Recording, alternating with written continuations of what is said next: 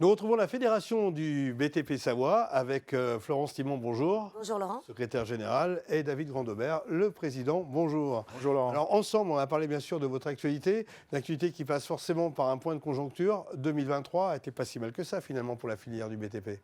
2023 en chiffre d'affaires n'a pas été si mal, en effet. L'activité a été présente. Néanmoins, on a quand même subi la crise inflationniste et l'augmentation du coût de la construction qui ont impacté les marges et surtout les trésoreries de nos entreprises. Et surtout, on a bien constaté qu'en deuxième semestre, il y avait quand même un ralentissement et un problème de visibilité.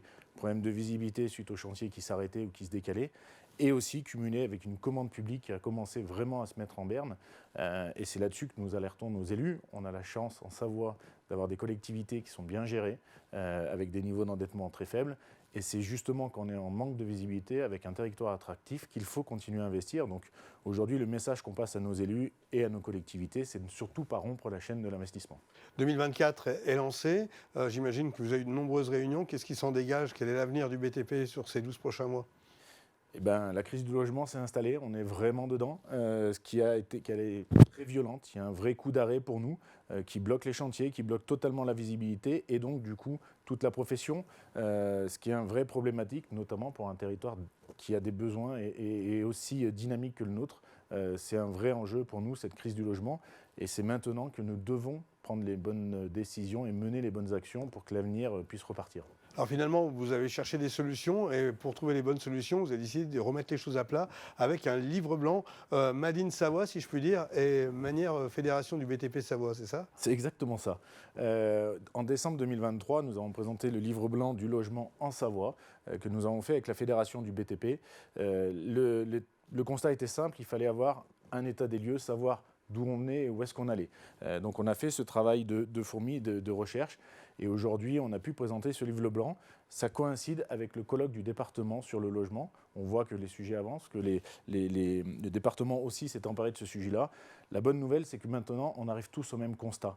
Aujourd'hui, on est en déficit de logement, on a un vrai problème sur le logement social, la construction de logement social, le nombre de familles qui sont en attente d'un logement social, y compris en Savoie, plus la construction de façon générale. Et le constat est le même, que ce soit chez les pouvoirs publics ou à la fédération BTP, il nous faut construire 4000 logements dans les 5 ans qui viennent par an, si on veut continuer à assurer la démographie en Savoie. Alors, le tiercé gagnant, c'est finalement la concertation que vous avez avec l'État, les élus locaux, et puis vous, Fédé. Tout à fait. Et je pense que c'est vraiment un tiercé gagnant. Aujourd'hui, si on commence par l'État, on voit qu'il nous faut une politique nationale du logement. C'est une évidence. On peut s'interroger, la preuve, on vient d'avoir notre ministre du Logement qui vient d'être nommé au bout d'un mois, alors qu'on est en pleine crise du logement. On peut s'interroger sur l'intérêt et puis la durée pour nommer un ministre du Logement.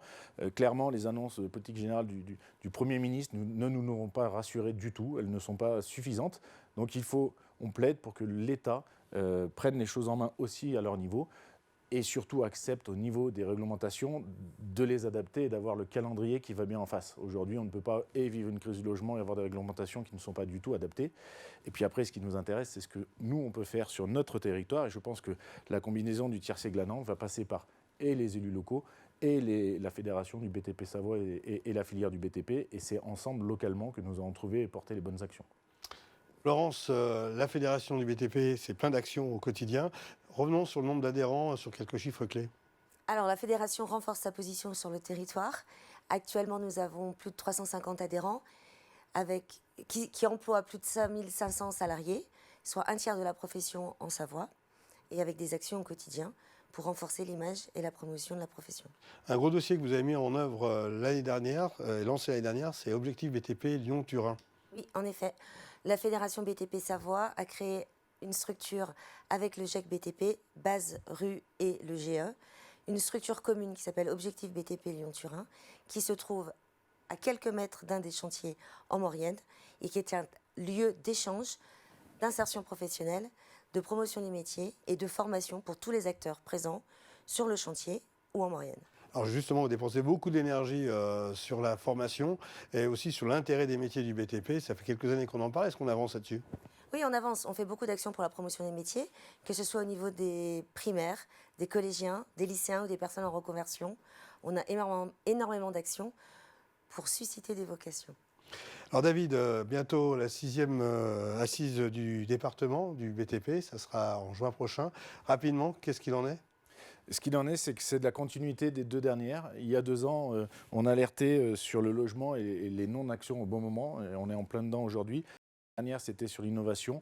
Et cette année, sur le BTP qui construit vert, je pense qu'il y a une vraie logique et une vraie continuité.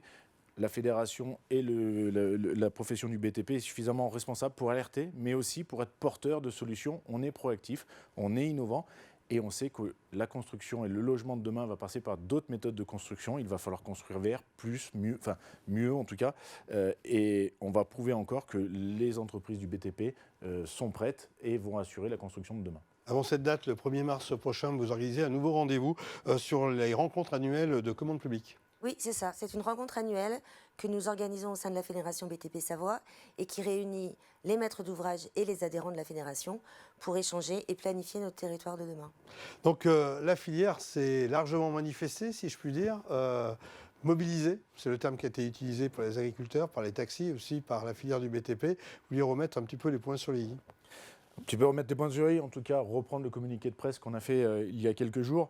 La Fédération BTP Savoie a clairement affiché le fait que nous ne participerons pas à ces mobilisations pour 2 raisons. Tout d'abord, ce n'est pas dans l'ADN des fédérations et aujourd'hui, il ne nous semblait pas opportun de s'associer aussi au monde agricole qui a sûrement des revendications et qui est aussi dans un état problématique pour eux et donc c'était sûrement brouiller les messages, en tout cas c'était notre position.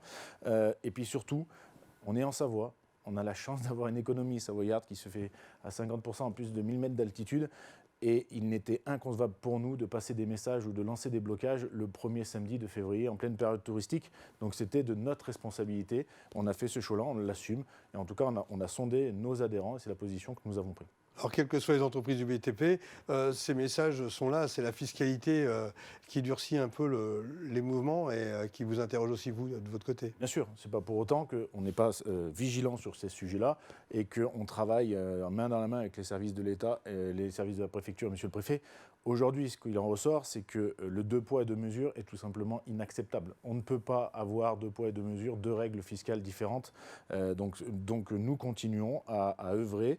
Nous rencontrons encore prochainement monsieur le préfet et ses services pour discuter, pour faire remonter ces informations-là. Il est évident que c'est un sujet que nous menons à bras-le-corps et que nous ne laisserons pas passer comme ça. On parle beaucoup de développement durable et dans notre territoire, ça bouge beaucoup au niveau des camions de terre. Là, c'est une vraie interrogation. Vous êtes pour vous battre sur ces déchets inertes. C'est un sujet qu'on a pris vraiment avec la fédération déjà depuis quelques mois. On a été les premiers à alerter les services de la préfecture, les services DTT, les services de la DREAL et à mettre le sujet sur la table. Aujourd'hui, il est indéniable que nous n'avons pas le maillage nécessaire sur notre territoire pour ramener ces camions de terre, les réutiliser ou les évacuer et que du coup on met des camions sur la route. Une ineptie financière, mais surtout environnementale. Et aujourd'hui, on est si je puis dire, fiers avec la fédération d'avoir été les premiers à avoir travaillé sur ce sujet-là. On a été rejoints par la filière du BTP, on en est ravis. Et aujourd'hui, il faut qu'on continue nos actions avec les services de la préfecture. Prochainement, il y a encore des réunions de travail sur ce sujet-là pour qu'on puisse simplifier, accélérer et surtout assurer un maillage pour gérer ce sujet-là. Florence, David, merci pour ce point à date et bonne continuation. Merci Laurent. Merci Laurent.